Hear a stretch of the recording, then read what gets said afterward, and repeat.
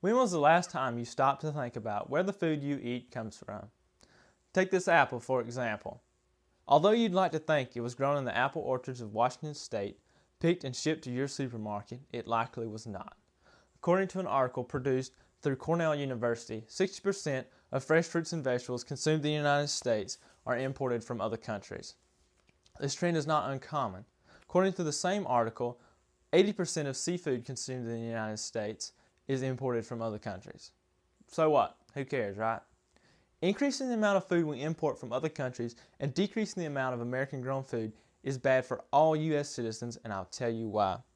When food is produced outside the U.S. for U.S. consumption, it takes away American jobs. Take the beef cattle industry for example.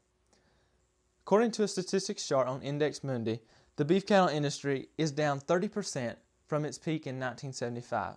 However, beef cattle demand has only increased since that time. The reason for this is an increased amount of imported beef from other countries, taking away jobs from Americans and sending them overseas. According to the National Cattlemen's Beef Association, the beef cattle industry is currently a $188 billion business supporting 1.8 million full-time jobs and having an economic effect on almost every county, yes, county, in the United States. Imagine how much the beef cattle industry could help our record high unemployment levels if it were only allowed to. The beef cattle industry is just one small part of a greater whole agricultural system plagued by this same problem. Furthermore, food grown outside the U.S. is not of the same quality as that grown in America.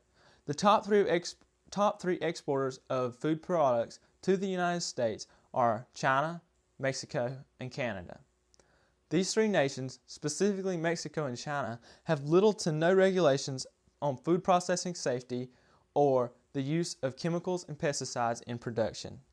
Even if there were, there are no government associations in place to regulate these laws.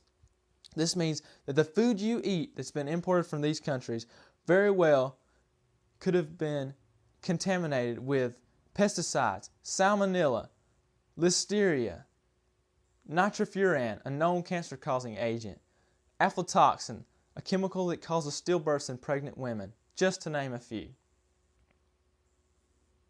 You might say, well, that's okay. The United States checks all that's imported food before it's brought into the country, right? Wrong.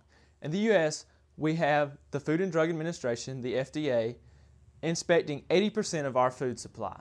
However, the FDA only inspects 1% of imported foods. That is scary. Lastly, if we continue to replace American-grown food with food imported from other countries, we will become dependent on those countries. Think about how dependent the U.S. is on foreign oil.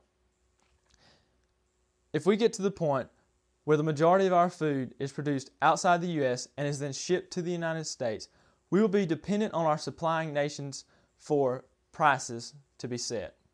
This means food prices as ridiculously high as gas prices.